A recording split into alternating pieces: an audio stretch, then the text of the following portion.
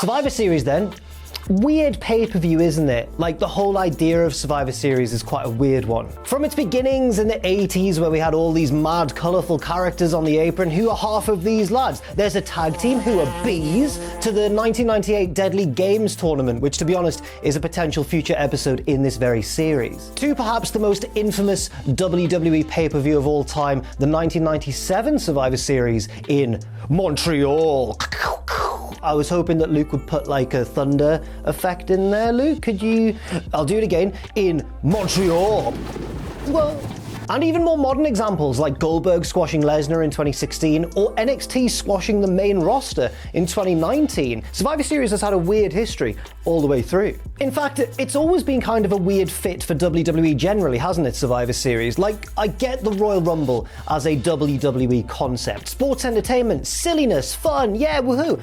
Elimination tag team matches though, what is this? All Japan with its tactics and accumulative damage and strategizing? Pathetic. Elimination tag matches seem naturally to fit better with a promotion that prioritizes a more authentic sports feel rather than WWE, do you not think? And you know that if a more hard-nosed, realism-based promotion invented Survivor Series, it would be treated more realistically on the whole. There'd be more tactics at play, the matches would be more thoughtfully paced, there might be a clean sweep or two for realism.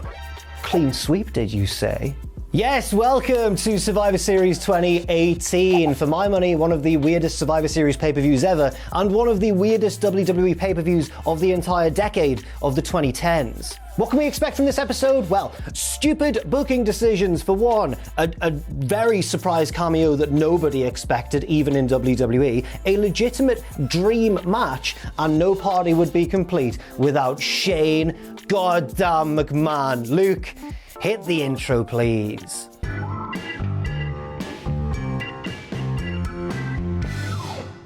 Yes, Survivor Series 2018, Raw versus SmackDown. 8 matches to determine who is the most supreme brand in brand supremacy, or I guess a tie if they decide to win 4 matches each. And I'm going to do something a little bit unusual for weirdest episodes in this weird episode, because I'm going to actually mention the pre-show, which I don't normally do, but this pre-show actually had a match on it. And not only that, but even though it seems quite inconspicuous, it's a match that has massive ramifications later on. Before we get to that, I'm going to recap all the other sort of noteworthy stuff that we see on the pre-show in terms of non-wrestling segments. So here we go. Right, what have we got? Jonathan Coachman is bored, Jerry Lawler is already sleepy, Bobby Lashley turns up to harass the kickoff panel and gets hyped up by his manager, MVP. Oh no, not MVP at this time. It's Leo Rush. Hi, Leo Rush. SmackDown General Manager Paige and acting Raw General Manager Baron Corbin argue over which team is going to have brand supremacy by the end of the night.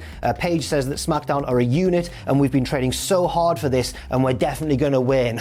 Okay. Drake Maverick also stops by at one point. He is repping Raw tonight, but he's also the 205 Live General Manager, and he's very, very proud of the brand's cruiserweight division. Aww. And Drake Maverick really, honestly, does a good job pretending to be excited on this night, given that something really, really weird is in store for him personally later on.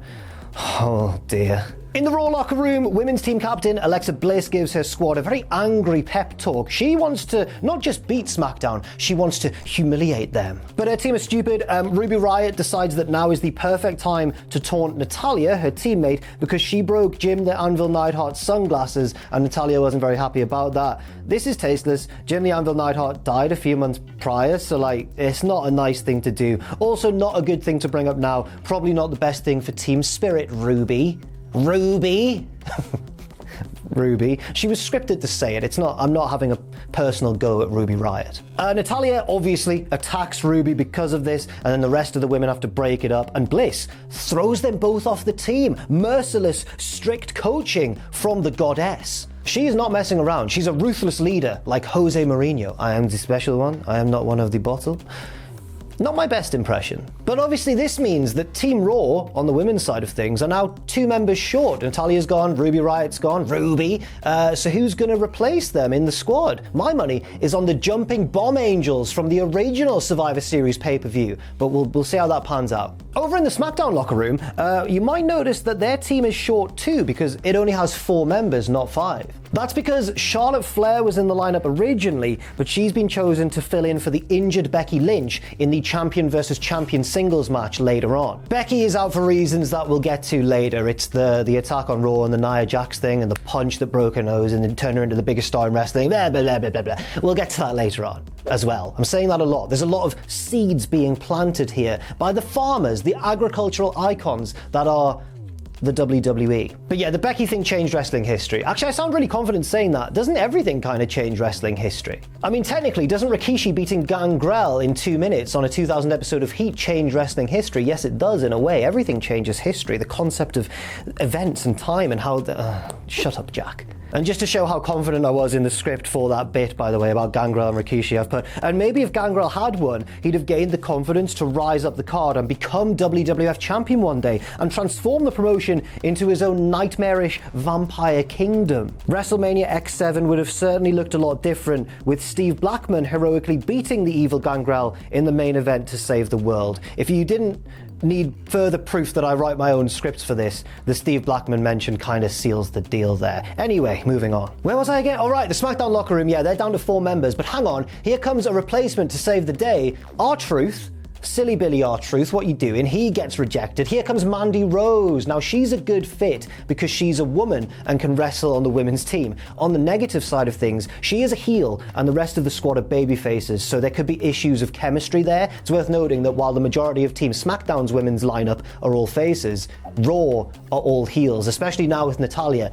off the squad. So it's a bit of a tense atmosphere, babyface team, heel Mandy Rose as the newcomer, but R-Truth breaks the ice. He gets in the middle and goes, SmackDown Women! And I think nearly makes several members of the team break. So even though we can't wrestle for the squad, he's good for morale. Kind of like me in the cultaholic landscape. That's how I look at myself, I think. In a good way.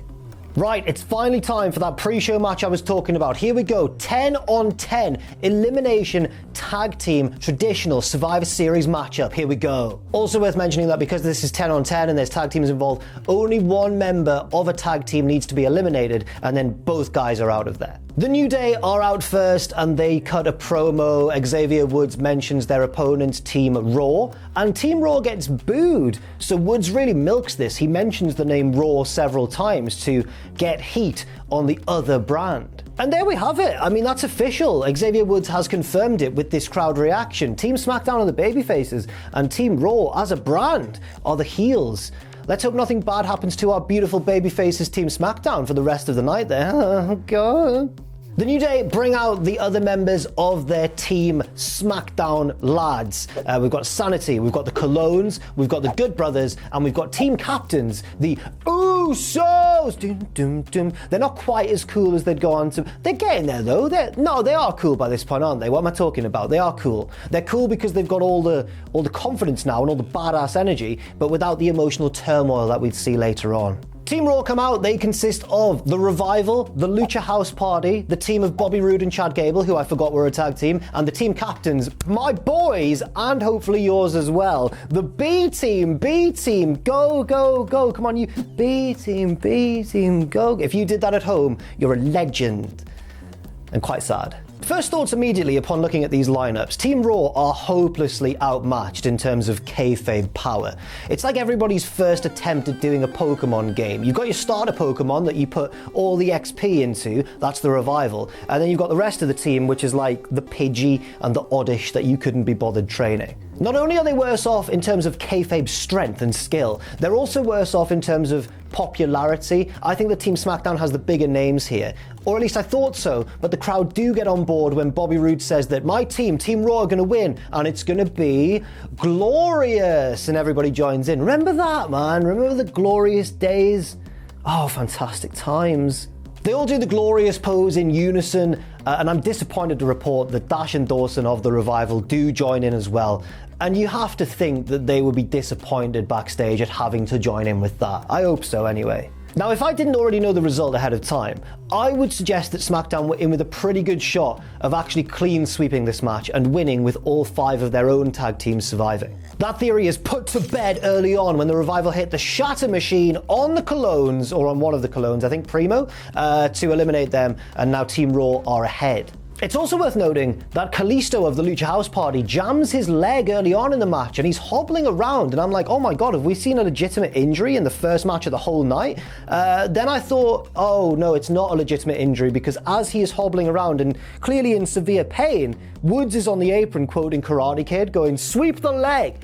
Now, either Woods is the most heartless man in the entire world, or this was part of the plan, because I don't think you'd mock an opponent's injury in real life, not IRL skis. The referee lets Kalisto swap out with the third kind of spare member of the Lucha House Party, Gran Metalik, who's been watching from the outside. And that is corruption. You can't just be doing that, referee. You can't just, oh, you're too hurt, are you? I'll let you sub out for one of your teammates.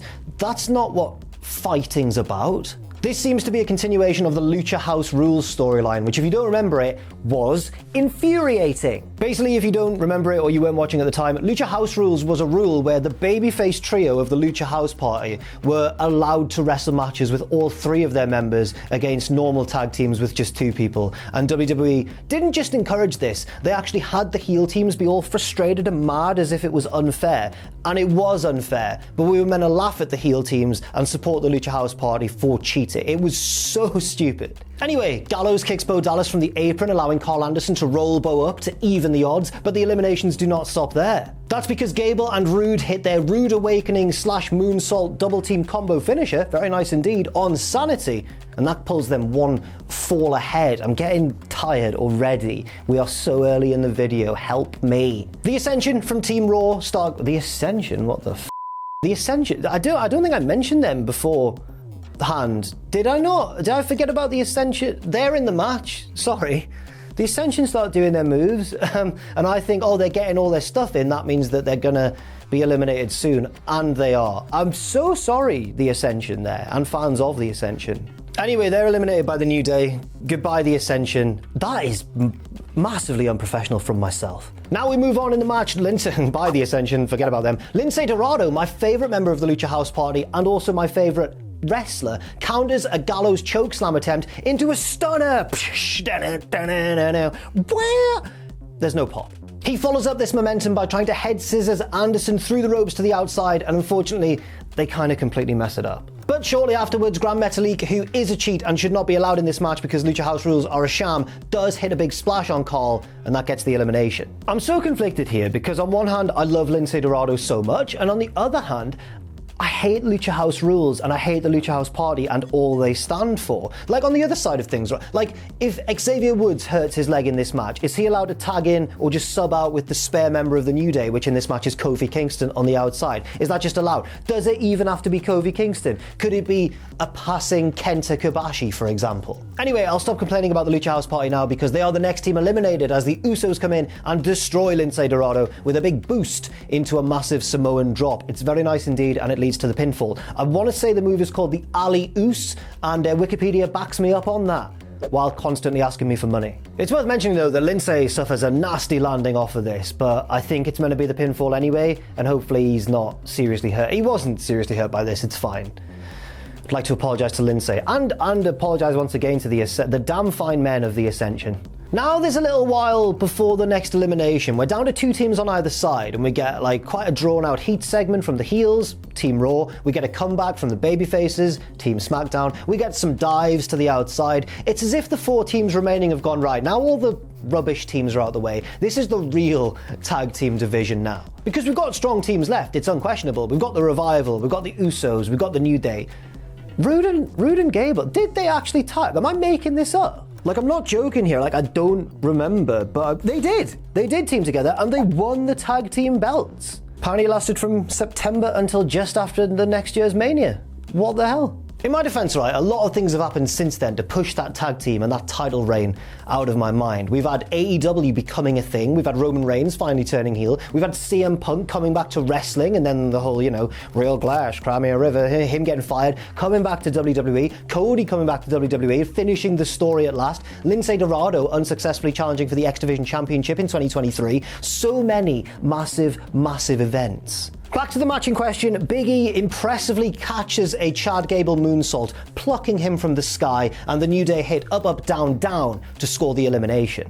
But shortly afterwards, the Revival hit a mid-air shatter machine to eliminate Xavier Woods, and we're down to the final two. The Revival and the Usos run through a pretty nice closing sequence, which ends with the Usos picking up the win after doing Roman Reigns' taunt. A very nice shout out to Roman, because he was absent at this time, going through treatment for leukemia. So, I mean, fair play to the Usos. Good decision to give them the win here. Good decision to give the babyface Team SmackDown a win as well. Yes, Team SmackDown gets the win. And if you know, you know.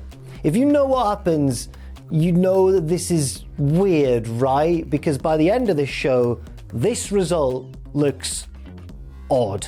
But anyway, let's live in the moment. Hey, all you SmackDown fans out there, come on, the blue brand got the dub.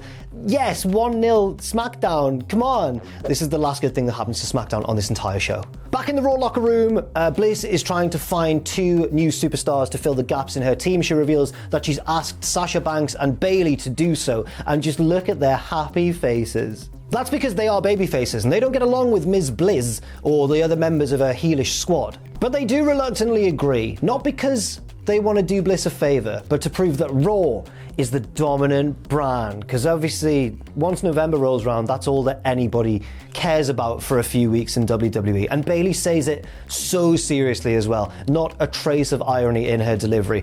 To be fair, this was in the days before she cut her hair and learned how to be sarcastic, which seemed to happen possibly simultaneously. Was the hair holding her back?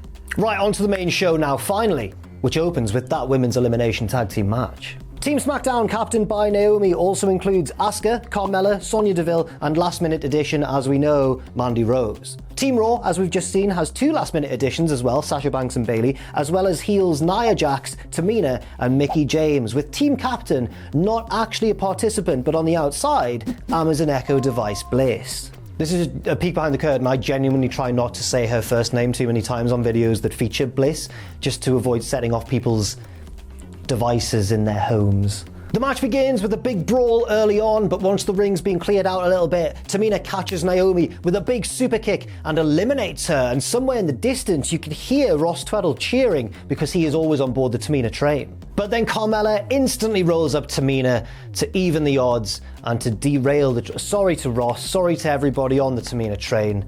This service has now been delayed.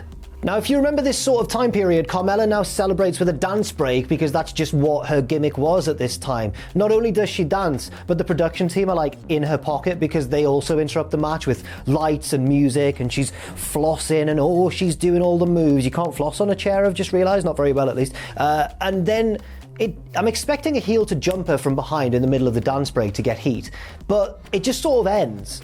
And then Nia Jax gets in the ring a smidge late for the spot. We now get a bit of dissension in the ranks of both teams as Bayley and Mickie James argue over blind tags, and then Mandy Rose steals a pinfall from Sonya Deville on Mickie James. And Sonya and Mandy argue with each other about this, but it's like, hey guys, you're winning, get your head in the game, like Troy Bolton. Don't be afraid to shoot the outside, Jay, get your head in the game, you gotta go.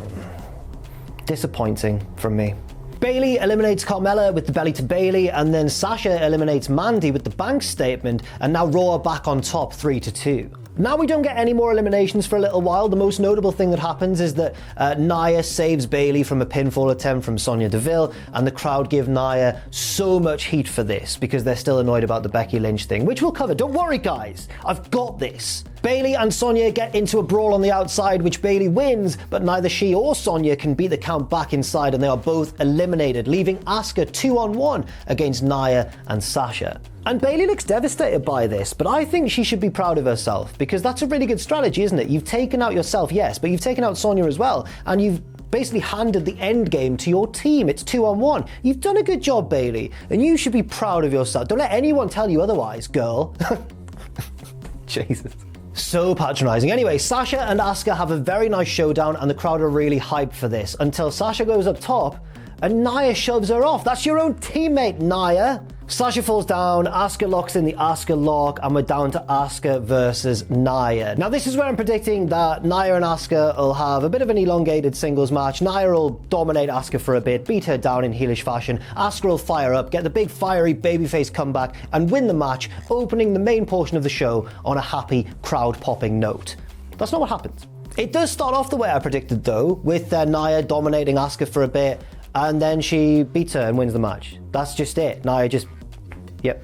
Now that does feel stupid, but I do understand this booking decision a little bit, even though Asuka was red hot back then and kind of on the downturn and needed saving after losing to Charlotte at WrestleMania, but she's still really over, but you just have Nia win instead. But I do get it, because obviously Nia is monstrously hated now for the Becky Lynch incident a few days ago, so you want to capitalize on that heat, and what better way of doing that than by having her as sole survivor here in this match. I do understand to a degree. Also, in the context of the wider show, it evens the scores between Raw and SmackDown at 1 win apiece.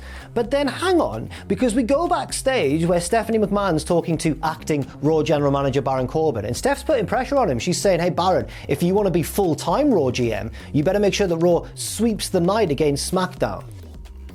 What? So correct me if I'm wrong, everybody. Stephanie, guys, Baron, isn't it 1-1? There's no sweep involved. SmackDown won on the pre-show. They won. Team SmackDown, baby faces of our hearts. They won on the pre-show, and we're just pretending that that didn't happen.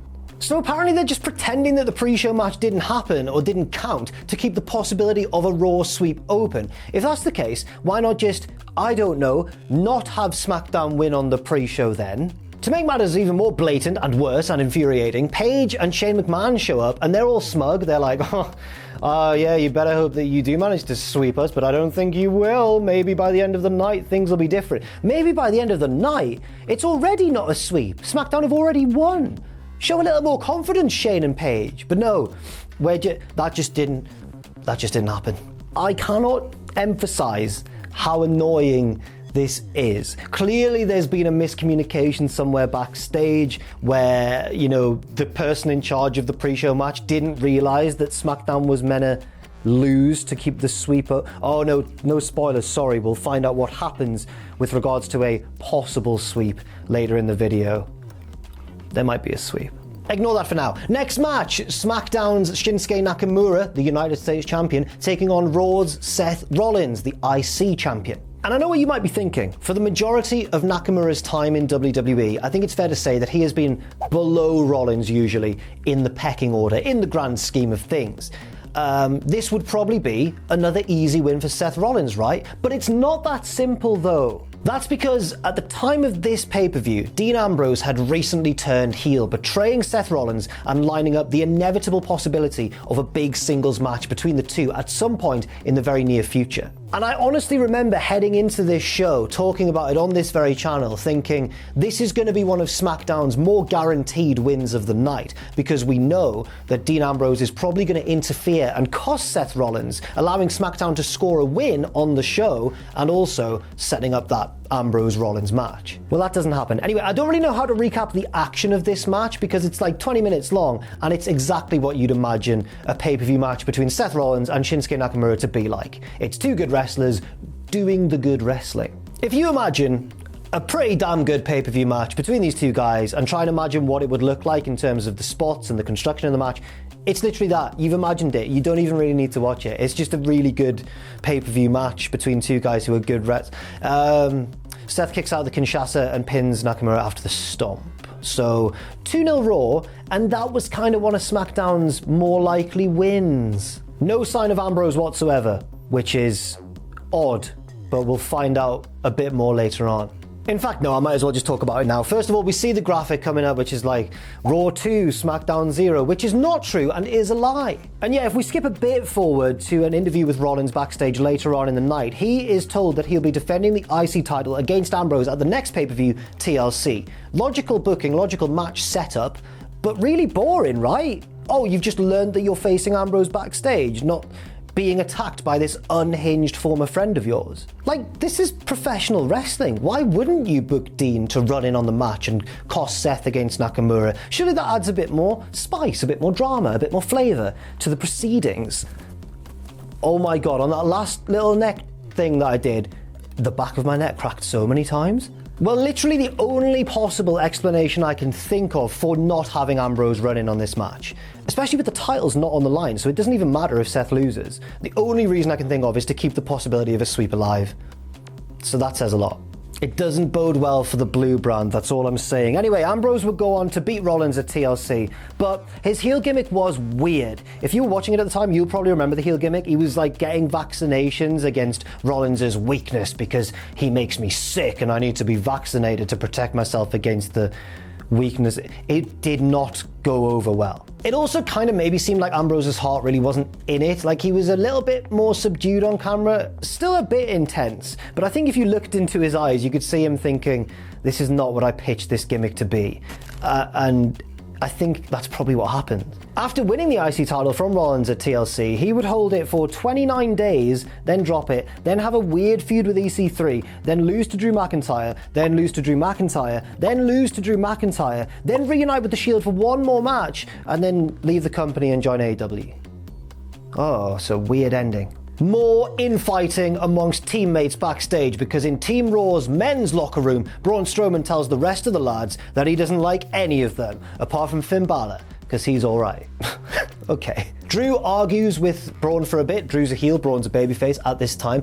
They bicker back and forth. Baron Corbin comes in and goes, guys, stop arguing. We need to all get along so that we can sweep Team SmackDown and I get the full-time Raw GM job. Now, Strowman is feuding with Corbin at this time as well, and Corbin says, hey, Braun, you're contractually not allowed to touch me, remember? So Strowman finds a loophole, which is throwing Lio Rush into it, thereby circumnavigating the conditions of the contract. I love wrestling logic. And then if the intrigue wasn't enough, we also get a little comedy beat to end this segment as Bloody R-Truth comes back in and goes, guys, can't we all get along? And he's not even on the team, he's not even on the brand. Truth.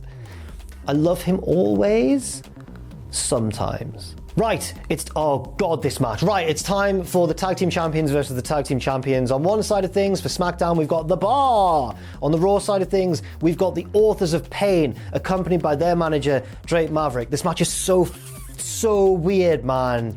I'm getting annoyed already. Now, this match is really weird for two massive reasons. And the first incident that I'm going to focus on has been cunningly cut around on the WWE Network. So I hope Luke can find some little screenshots of the incident in question. And I'm sure he will, because the internet's vast and endless. But basically, this is what happens in the opening stages of this match.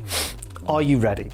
Released former WWE superstar Enzo Amore has managed, this isn't storyline, this is real, has managed to get a ticket near the front row of the arena, and after removing his cunning disguise, quick photo of the cunning disguise if you can find one please Luke, look at the state of that, he stands up and does the opening spiel from his matches. My name is Enzo Amore, bona fide G, certified stud. Some people start like doing it around him, I'm pretty certain as well. Bada boom, realest guy in the room, etc. He gets removed by security so fast that you know it's not a work. This was just a real thing that Enzo Amore did. Unfortunately, and I do feel bad for the guys in the ring, even though the cameras don't focus on this, the announce team don't mention it, it still succeeds in completely distracting the crowd for a while. And you've got the Bar and the AOP wrestling in the wrestling ring.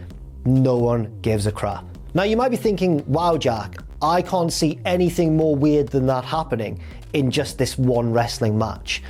And I think, depending on where you stand on bodily fluids, that's very much up for debate. The heels, perhaps inspired by the selfishness of Enzo Amore, selfishly dominate large portions of this match. But the babyfaces fight back. They are the Bar. Sheamus nails the brogue kick, but Drake Maverick, Sneaky Drake, pulls the... Sneaky Drake sounds awful in the current climate. Sneaky Drake pulls Razor's leg onto the ropes in the nick of time, and the referee doesn't see. They not like us. They not like us. Cesaro chases Maverick around the ring, where he runs straight into the Big Show. Big Show hoists Drake up onto the apron, and this is where the thing happens that you will remember if you watch this match. You know, before all those allegations came out about Vince McMahon, we all still knew, right, that he was at least a really weird guy. Like, I know in the online wrestling world and wrestling fandom and everything, we were all horrified and sickened by those allegations, of course. But I don't know if we were necessarily surprised by the allegations. I don't know if that's the right word. Like, the very best case scenario for WWE throughout its history would have been like, it turns out Vince is just a really weird, creepy guy with a disturbing sense of humor. And that would have been the best case scenario. What I'm saying is, Vince definitely booked this specifically for his own enjoyment. Anyway, Big Show keeps Drake Maverick hoisted up there, and he proceeds to slowly piss himself. Now, you will know, if you watch WWE around this time, how annoying the constant camera cuts were during the most important of moments. It didn't matter. The closing sequence of WrestleMania could still be subject to like 30 or 40 camera cuts in a very short space of time. It was disorientating, it was hard to watch, it looked like a Jason Bourne movie, and really you wanted something a bit more static to drive home the impact. But no, look at all these crazy camera shots. It's what they know best. WWE's production team know how to put on a wrestling show we don't know. I would challenge that by saying that WWE's production team knew exactly the benefit of using less camera cuts when they really wanted to, because in this moment, with Drake Maverick urinating his underwear, the camera doesn't cut once. It's like a Wes Anderson movie. It just stays on him, static. It's just there. We see it, or we need to see that urination, damn it. That's basically what happens. Don't you ever tell me again that WWE thought they knew best by doing all the camera cuts and everything, because in this case, it was serenely static. And not only is this an assault on the eyes, it's also an assault on the ears too, because commentary are doing that really forced thing, like the forced laughter, like, oh my God, where you know that Vince is in their ears going, laugh more, damn it, laugh, laugh, laugh, this is the funniest thing you've ever seen. Anyway, the babyface is distracted, like we get the bar, both like look at Drake Maverick, like really dude, you big loser, wetting yourself like that. But this distracts them, allowing the AOP to get the win. It's another win for Raw. It's 3-0, it's 3-1. We're counting the pre-show, right? So yeah, Drake Maverick takes one for the team, and the Authors of Pain, that team name, by the way, the juxtaposition between the name of the team, the Authors of Pain, and the way they won the match by urine-based distraction is just, it says it all, doesn't it? Anyway, the AOP win, hooray. It has since been rumoured, and I think Maverick has claimed this himself, that the contraption inside his pants to simulate the urine broke, and he had to wet himself in order to go through with the finish of this match. Now, let me just say right now, that is bollocks, Drake Maverick. Let me just say right now, I could be at the pub 5 pints in and I would still get stage fright if someone taller than me is at the next urinal along. If you have one person on either side of me, you leave me there all night, I'm not going to be able to go. Drake Maverick claims that in front of all these people in a hot arena, sweating, dehydrated, under extreme pressure. Oh yeah, mate. Like a fountain down there, on cue. Yes, Drake Maverick claims that in front of a reported 16,000 people in the Staples Center that he was able to urinate on command with very minimal delay. I just don't know if I believe that story. It's not as if wrestlers have a history of trying to deceive fans at any given opportunity, is it? No. Don't fall for Drake's lies. Again, that sounds awful. And you know what? If Maverick is telling the truth and somehow did this legitimately, then I fully apologize, because that is massively impressive. Still doesn't make for a good finish to a wrestling match though. Anyway, the long and short of it is that Team SmackDown lose because they got distracted because a man wet himself, and Team Raw are one step closer to this sweep that could possibly happen. You know what? I'm sick of alluding to it now in the video. I'll just be honest. The sweep does happen, right? SmackDown gets swept. WWE, for some reason, buries half of its entire roster. I don't know why. I still don't know why they thought this was a good idea. I have no fathomable idea, but sorry. The Drake Maverick spots just annoyed me a bit. No, you know what, actually, I'm not sorry. I'm not sorry at all. Earlier on in this year of this pay-per-view, 2018, we'd seen Omega versus Okada 4, one of the most epic closing matches of one of the most epic rivalries in New Japan Pro Wrestling history. Earlier on in 2018 as well, WWE's own developmental brand, NXT, had put on NXT TakeOver New Orleans, widely regarded as not just one of the greatest takeover events of all time, but maybe pound for pound, one of the greatest WWE pay-per-views in its history. And elsewhere, just 2 months before this very event, we had seen All In, this independent, no promotion affiliated supercard with this mysterious partnership between Cody Rhodes and the Young Bucks, and basically living proof that there was about to be a seismic change in the wrestling industry as a whole. And this is how WWE decided to prove we're still number one. Oh, he pissed in his pants. Shut up. Right, on with the show. We're in the SmackDown locker room, and oh god, it's Shane McMahon. So we saw Shane hanging out earlier on the pre-show, didn't we, with SmackDown General Manager Paige, and now we learn that yes, indeed, he is part of the active people involved in the 5-on-5 men's traditional Survivor Series elimination match. Yes! Shane. And hey, look, in kayfabe, that's a really smart move by Team SmackDown to have Shane McMahon in the roster for the 5-on-5 elimination match. Not a full-time wrestler, but Shane McMahon, because earlier this month, he'd been proven to be the best wrestler in the world and officially crowned that at WWE Crown Jewel. So you can't leave him on the sidelines. Shane's run around this time has been absolutely heroic.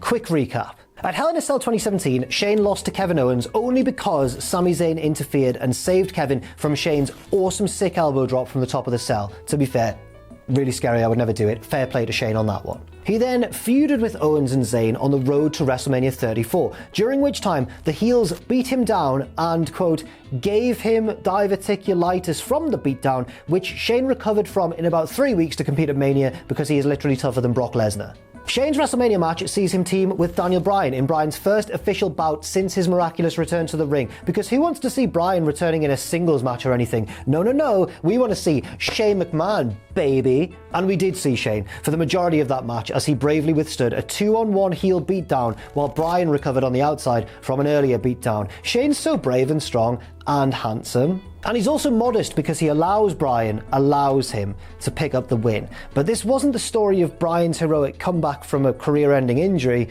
This was the story of Bryan's heroic comeback and Shane McMahon, his best friend and the coolest guy ever, helping him get the win. Fast forward now to Crown Jewel 2018, where Shane stepped in for an injured The Miz to wrestle Dolph Ziggler in the final of the World Cup tournament and won clean. Never mind that Dolph had already wrestled twice on the night and Shane was totally fresh, but still, your winner and best in the world, best wrestler ever, Shane McMahon. So that's what Shane's been up to. Yeah. Key themes to analyse here from Shane.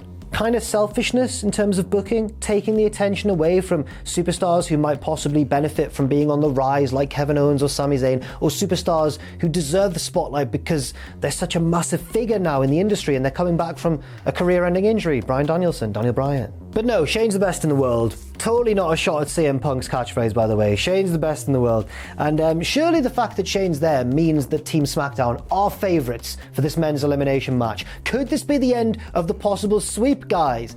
I already said the sweep happened, so no, it's not. In the locker room, The Miz gets Shane McMahon to give a rousing speech to the boys to fire them up. And my favourite person in this segment is Samoa Joe. Look at him sat there, just sick of his life. R-Truth comes in again and says, hey guys, can I be part of the SmackDown brand? And Truth's so silly and fun because he's already on the SmackDown brand.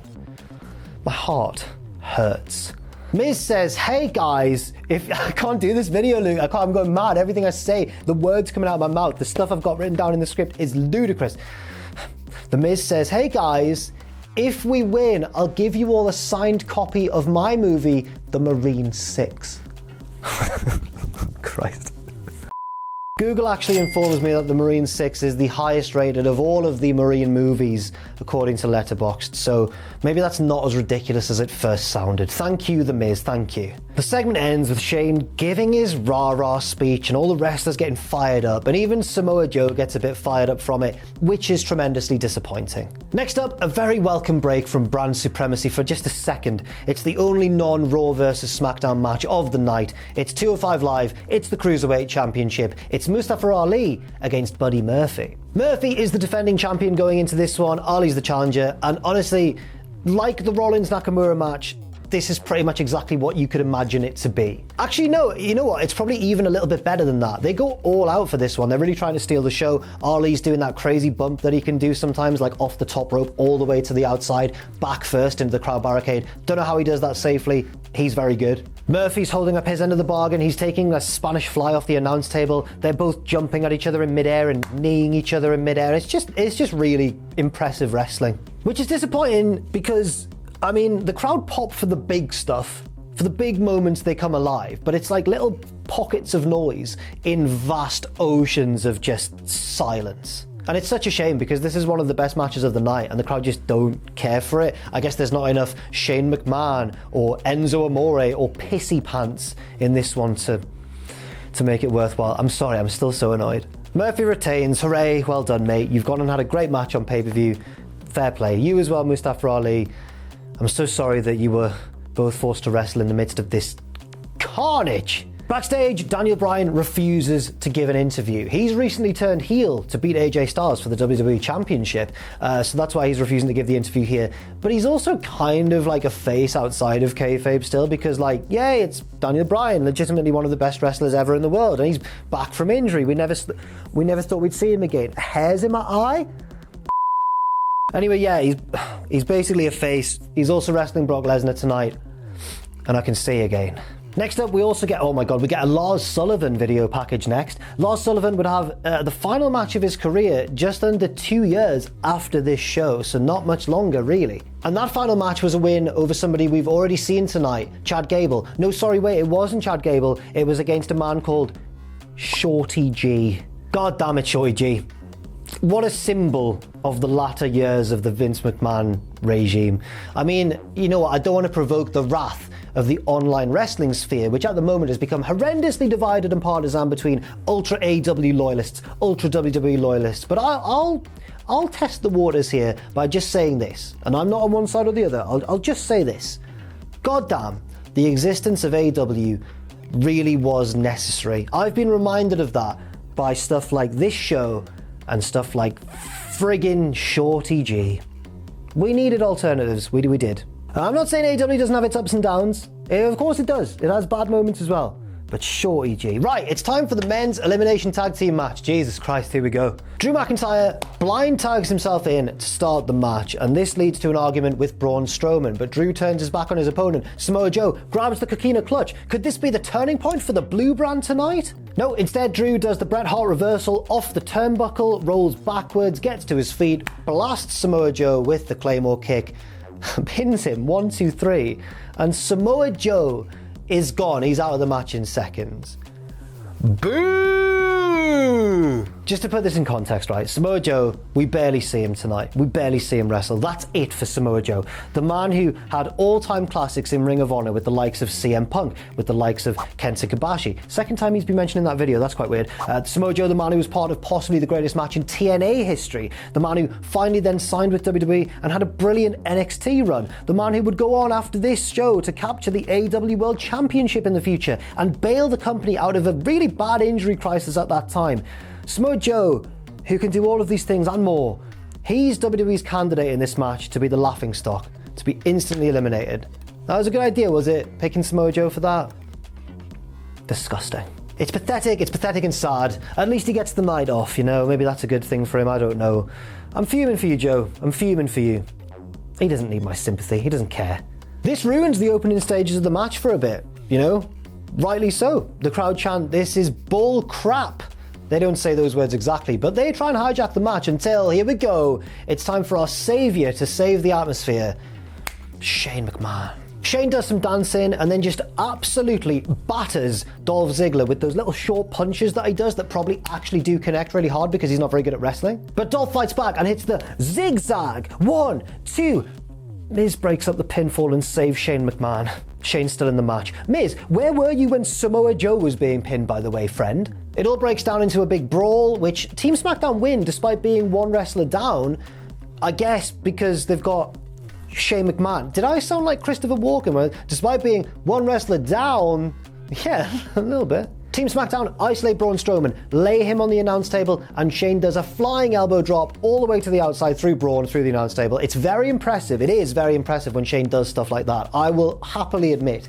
But also, why is Shane McMahon the focal point of the 2018 Survivor Series match? Like, I'm sure we've all heard those stories about the 2022 Royal Rumble and the men's Rumble match at that event, and how Shane was alleged to have tried to rebook the match backstage and kind of throw his weight around and try and make it all about himself.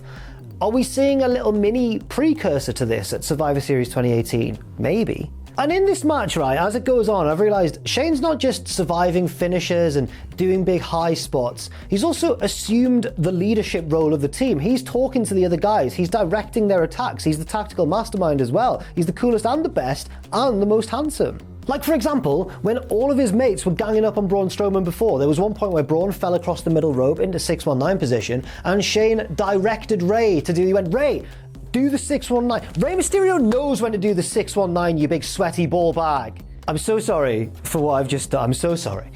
Team Raw continues to infight and capitulate despite being a man ahead as Finn Bálor blind tags in and enziguris Drew McIntyre for no reason other than one's a face, one's a heel. But this doesn't end well for Bálor because he gets into a nice exchange with Rey Mysterio, who hits another 619 and the splash and gets the equalizing fall of the match. Shane probably told him to do it. Drew is so disappointed and disgusted with his teammate Finn Bálor here, and I don't blame him. Look how far you've fallen, Finn. You were beating Roman Reigns on your Raw debut just a year before this. You were becoming Universal Champion, and now you're losing to Shane and pals at Survivor Series. The Miz gets in, he beats Dolph Ziggler down in the corner for a while and tags Shane back in and encourages him to do the coast to coast. Shane's exhausted though. Remember, he's already done that big elbow drop to the outside, but he bravely, slowly gets up there and nails the coast to coast. Shane McMahon. Now, I've written down here that I kind of get what they're doing on one hand, sowing the seeds for a breakdown in the friendship between Miz and Shane, because Miz keeps manipulating Shane and kind of using him kind of like a human shield, or more accurately, maybe like a human projectile. And this would have made sense if the Miz were to ultimately turn heel on Shane. But as we later found out, it was Shane who turned on the Miz and beat up his dad and then beat Miz at WrestleMania. So what was any of this for? I'm wondering that it might have been an excuse to actually do lots of cool stuff and make the crowd cheer for him. Anyway, Shane does the coast to coast, pins Dolph Ziggler. Shortly afterwards, Lashley's down in the corner and Miz again goes, Shane, do your cool thing again, mate. Shane does go for it. Braun Strowman destroys him with a mid-air clothesline and Shane is down. Pin him immediately, pin him right now. Rey Mysterio breaks up the pinfall attempt. Shane McMahon continues to survive. Braun Strowman tags in, and now apparently we're in the finishing stretch. There's still 7 guys left in the match, but okay then. Running power slam to Jeff Hardy, he's out of there. Running power slam to Rey Mysterio, he's out of there. Strowman charges around the ring where Miz uses Shane as a shield, I guess he is his human shield, and gets flattened by Braun Strowman. Back inside, the Miz takes a running power slam, he's out of there. And SmackDown's last hope is Shane McMahon. Shane's body is now a puddle of sludge, but he drags himself bravely, so bravely. Shane's brave, the match is hammering that home. Drags himself to his knees and does the come on hand gesture. I mean, the man's got the charisma of The Rock, the showmanship of Shawn Michaels, and the high spots of prime Jeff Hardy, all rolled into one. This kid's a star, damn it. Fair enough to Braun Strowman, he doesn't care, he destroys Shane and wins the match for his team, with Drew and Lashley also surviving. What a weird match. Another win for Raw, that's expected by this point. Just some thoughts on what the match was trying to convey to us in its message, because I've got a bit of a theory. Some of you might be thinking Shane's downfall was actually played for laughs here. He wasn't the insufferable, it's all about me kind of character that we're used to. I would argue that, no, he still was. Like, yes, he was used comically by The Miz several times throughout the match and destroyed his own body with high spots. But I think that it's kind of hinted in the match structure that if Shane hadn't done that, he would possibly have been able to win the match for his team. Maybe not 3-on-1, but by the end, like, the message of the match isn't really look how dominant Strowman is. It's kind of that, but it's interrupted where we're thinking Braun's so dominant, wow, 1 second, Shane's really brave. And I guess if Shane hadn't been booked to destroy his own body with these high spots throughout the match, and did have a fighting chance against these 3 massive heels, I wonder if he would have pitched, just give me one cheeky elimination, just a roll up on Lashley, go on, please. We'll never know, but I wouldn't be shocked beyond the realms of possibility. Zooming away from Shane now, looking at this match in terms of Raw versus SmackDown brand supremacy. I think this is the worst outcome for SmackDown yet. It makes them look so weak. Even more so than any other match on the show so far, because they were a united front. They were all together in the locker room, and they're against Team Raw, who were full of infighting and squabbling and Bálor going rogue, and they still won comfortably with 3 survivors. So why are we making SmackDown look so bad? Did WWE realize that they also own SmackDown? They're not just Raw. Corbin cheap shots Strowman after the bell and runs away. This would lead to a TLC match where if Corbin lost, he would be stripped of all his GM power. And he did lose, but Strowman was actually injured heading into that match at TLC, so instead he just got loads of baby faces to help him, and they all beat up Corbin, and yay, that makes your monster babyface look good, doesn't it? Not really. And then famously the next night after that match, Corbin got his balls cut off by the McMahon family, who blamed him, a fictional general manager, for their actual shoot real-life bad ratings. Like, did the McMahon family realize that Corbin wasn't actually working in the office at this time? He's a wrestler. He's wrestling, he's doing the wrestling things. Mercifully, there are 2 singles matches left, and they're both good, to be fair. First up, Raw Women's Champion Ronda Rousey versus not SmackDown Women's Champion Charlotte Flair, which means, yes, it's finally time to talk about Becky Lynch. We've seen several examples in this video already about why Survivor Series 2018 is such a weird show. Another reason that it's a weird show is that the most over person isn't even on it. At the time of recording this video, in the fall or the autumn of 2024, we haven't seen Becky Lynch for a while in WWE. And yet, despite this recent absence, I think it's fair to say that we all still look at Becky Lynch as one of the biggest stars of the past decade in WWE, and probably the most over women's wrestler of all time. But that wasn't always the case, and up until the latter half of 2018, up until just before this pay-per-view really, Becky was just, like, too nice. She'd enjoyed title success and the fans did like her, but there was always this feeling that, like, there was something a bit more and she was holding back. I don't know if it's the booking and she wasn't being booked strongly enough, or whether she hadn't quite perfected her character yet. But whether it was her fault or WWE's fault, she'd done really well still, but there was still unfulfilled potential, wasn't there? And then in 2018, the tide turned. At Money in the Bank, it was Bliss, I think, who won the women's briefcase, but the crowd let everybody know who they really wanted to win that match. It was Becky, and she did get a title match at SummerSlam against Carmella, but Charlotte Flair was a late addition to the match as well, and she pulled out the win, and everybody was furious. For about a minute. That's because in the aftermath of the bout, with Charlotte just having kind of stolen the SmackDown Women's title from under her friend and fellow babyface Becky Lynch's nose, something weird happened where Becky finally stopped being nice. And she turned heel and she snapped and she attacked Charlotte Flair and she savagely beat her down. But she didn't really turn heel. Becky got a monstrous crowd reaction for turning on Charlotte Flair, because like Becky's character in kayfabe, the crowd in real life was sick of Becky being second fiddle all the time, while Charlotte Flair got opportunity after opportunity after opportunity. Becky's grievances magically aligned at just the right time with the grievances of the fans cheering her on. And while she played the role of the heel in the ongoing feud with Charlotte Flair after SummerSlam, I think it's fair to say that she wasn't really a heel at all. The majority of the crowd were massively behind her, and she went on to beat Charlotte for the belt at Hell in a Cell, then get herself deliberately DQ'd in a rematch at Super Showdown, and then beat Charlotte again in a last woman standing match at the all-female Evolution pay-per-view. The man had arrived, but the best was yet to come. With Becky as the SmackDown Women's Champion, she was expected to face Raw Women's Champion Ronda Rousey at this very Survivor Series. But on the go-home Raw, and if you haven't seen this, where have you been? Becky, while leading an invasion of the SmackDown Women's division against the Raw Women's locker room, she gets really punched in the face very, very hard. During a mass in-ring brawl kind of segment, Nia Jax punches Becky in the Lynch, legitimately catches her hard, breaking her nose and giving her a legitimate concussion. And in a career-defining moment of defiance and toughness, Becky Lynch decided that she just didn't care. Like, despite the concussion and the broken nose and the blood, she just thought, I'm gonna own this. Stood in the crowd, arms wide. We've all seen that image now, blood pouring down her face, and it turned her into a star. I think it's fair to say that this Becky Lynch moment in the crowd with her arms spread wide is up there with Steve Austin's 316 promo at King of the Ring as maybe like the defining single moment where you can see a wrestler become a megastar in real time. But it's careful to note that, like, on one hand, history has painted this single moment, the Nia Jax punch and Becky's reaction, as the reason she became a star. But I don't think that's the case, because on the other hand, as we've just seen, momentum had been building for a while. I guess it's fair, though, to say that this moment was like a huge catalyst. It was the moment where Becky was confirmed to be the star that we all knew she could have been all along. All of which leads me to this next match at this pay-per-view. Not Becky Lynch, but Charlotte Flair stepping in against Ronda Rousey. The big drawback of Becky's moment on Raw was, of course, the concussion, which ruled her out of the pay-per-view despite being hotter than she'd ever been before in her entire career. And it was a devastating blow for Becky and for the fans who desperately wanted to see her in this match and at this pay-per-view. But it also wasn't a great situation for WWE either, because it threw them into a booking conundrum.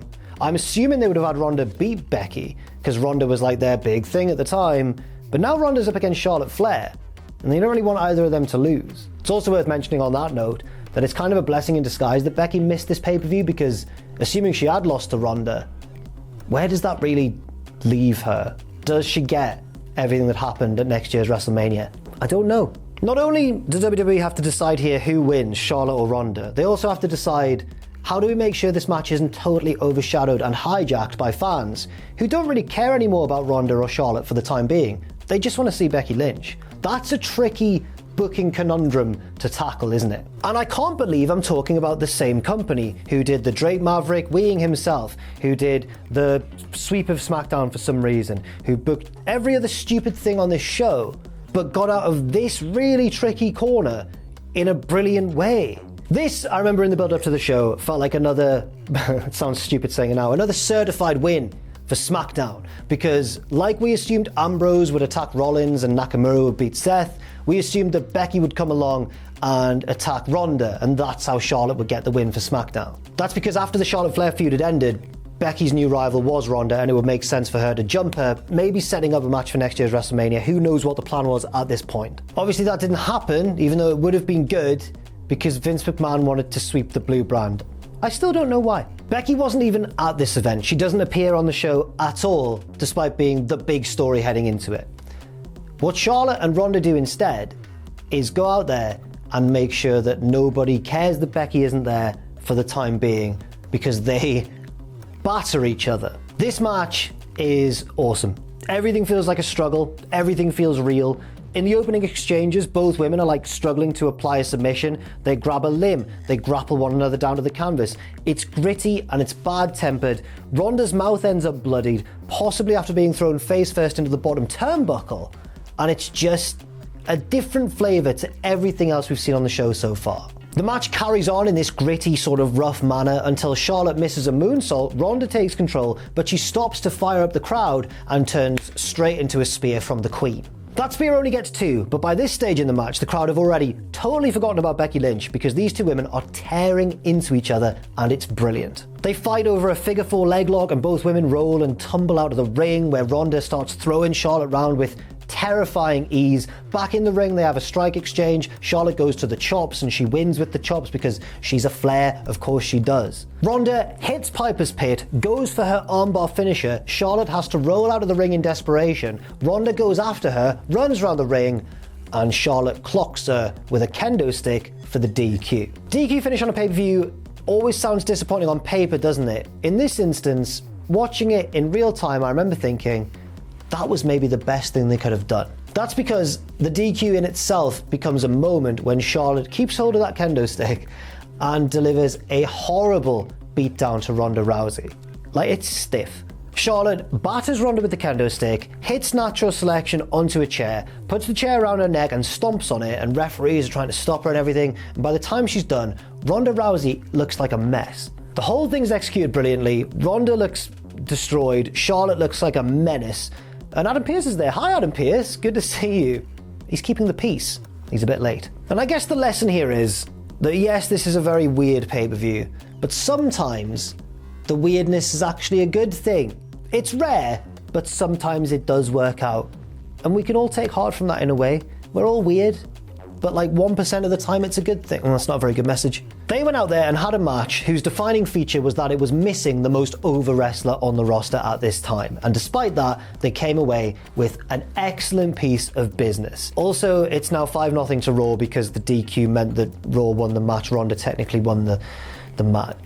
SmackDown are in the mud, man.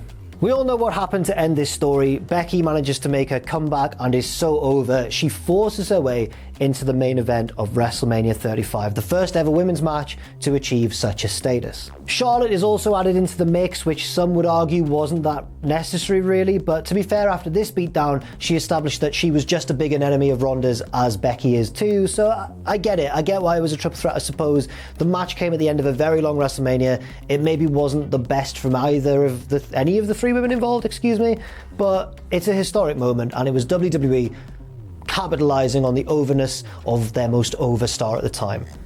I can't have too many complaints about it. There was also that amazing segment on Raw I've written to remind myself on my notes here. Do you know the Raw in the Build to Mania where Becky, Ronda and Charlotte all just had this crazy brawl and got arrested in the middle of it and then kept brawling, and there's like, they're kicking each other through police car windows.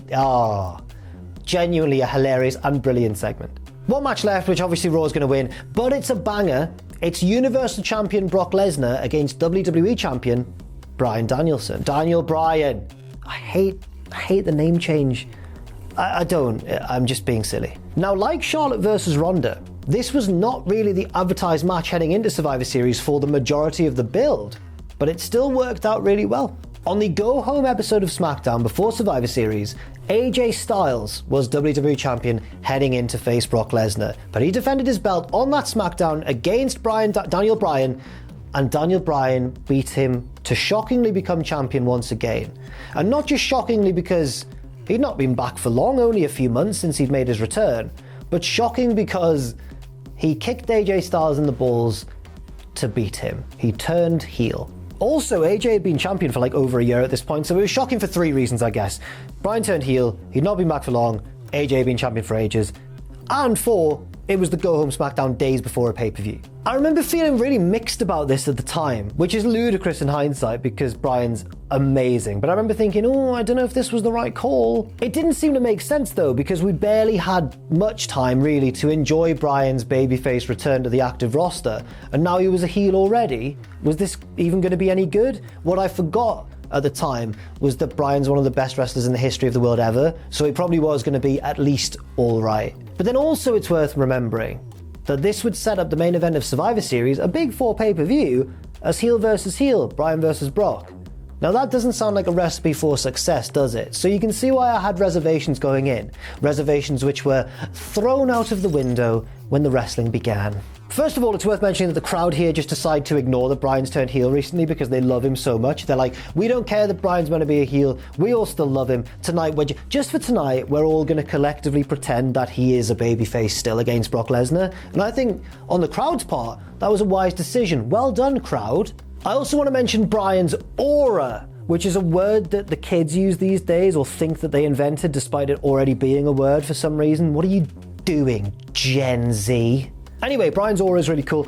Unlike most of Lesnar's opponents, he doesn't look ultra serious or terrified or worried as Lesnar makes his entrance. Bryan has a little smirk on his face. He's a cheeky boy, and Brock's not going to stop him from being a cheeky boy just because he's big, scary Brock Lesnar.